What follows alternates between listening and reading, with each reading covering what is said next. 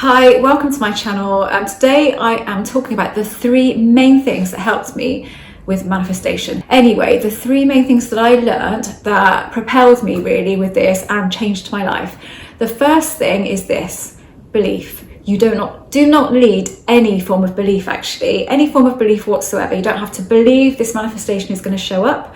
You don't have to believe in the process. You don't have to believe in anything. And when you drop the idea that you have to believe it, it becomes so much easier because you think, oh well. And what happens is then you start just doing, if you are a doing person, with, oh, let's have a go at this and see what happens sort of thing. When you have that attitude, things are so much easier. You don't put that pressure on yourself and things do move forward. Things do start to change. Sometimes like drastically and sometimes just gradually they change, and you look back over the previous few months and you think, oh my God, actually things have really, really significantly shifted and changed at that point, since that point. So that would be my first kind of thing to say to you really, is you don't have to believe. Believe is not necessary. I used to say you just kind of need to believe in the possibility, but you don't even really need that, to be honest with you. You don't. I mean, there are things that I've really thought seemed impossible, and I've kind of felt the impossibility of them from time to time, and they've still manifested. So you don't really need any belief whatsoever. And when you keep thinking that you do need belief, that's an assumption that you're creating. You're creating that assumption within, I need to believe this in order for it to happen.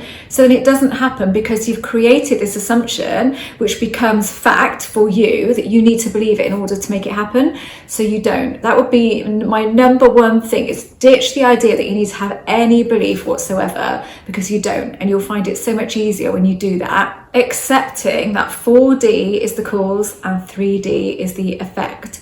Really accepting that. So you would call that, maybe everyone is who pushed out if you're a Neville Goddard fan, but 4D is always the cause and 3D is always the effect. It's never the other way around. You might start feeling something because you can see it, you have confirmation bias of something, and then you start feeling it, and so you think that it's that way around, but it isn't. It's always something that's kicked it off in the 4D and then shown to you in the 3D. When you accept that that is absolutely what's going on here, it becomes so much easier. So then what you do is you start analysing it. So when things start, what you would consider to be going wrong or not going the way you want them to go, or the opposite of what you want, you look at what's going on inside of you in an analytical way, and you start going, okay, yeah, I could feel this, and I thought this, and I thought that, and that led to this feeling. So yeah, that's why this started to unfold, or started to unfold like that. So you analyse your feelings and thoughts rather than being triggered by them and then spiralling. That stops you from spiralling. You look at them in an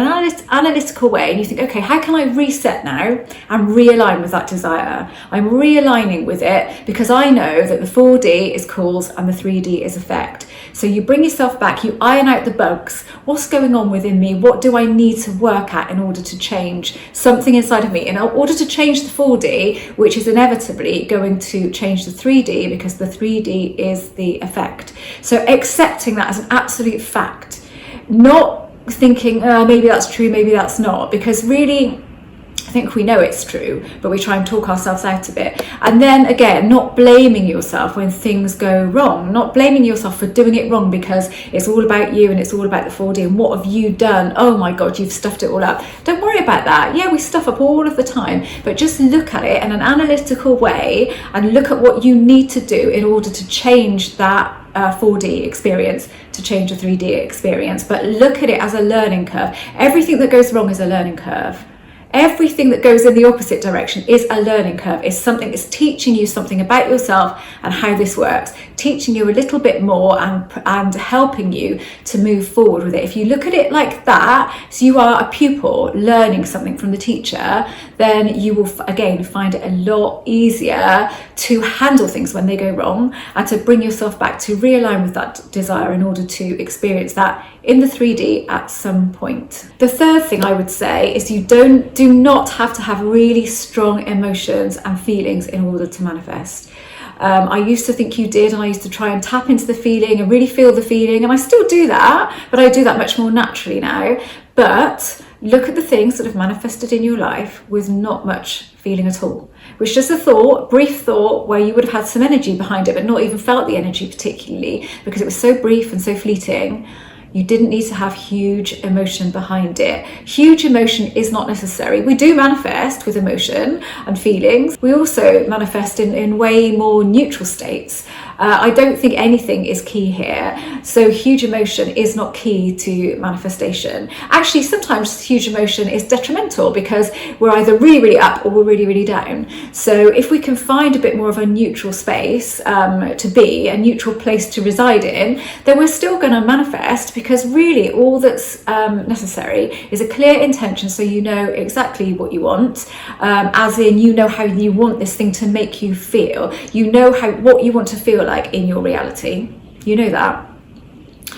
You're kind of sure about that. You make that decision, you state it to your subconscious, because that's all we're really doing here at the end of the day, and then you allow your subconscious to conspire with 3D reality to bring this to you. Simple as that. So if you're constantly trying to tap into the feeling of something and feel that huge emotion and feel that you can't feel it enough, don't worry about it. Stating your intent to yourself, to your subconscious, that magic part of you that makes stuff happen. That is the key part of this. So, and if you don't feel a huge emotion when you're saying it, as long as you know that you mean it and it is what you want, that's all that matters. Don't even worry about that. Don't even go down the road of thinking, I have to feel emotion connected to this. You do not have to. I have made clear intentions to myself, like, what do I want? Okay, this is what I want. I don't state how I want it to come. I just go, this is what I want because this is how I want to feel.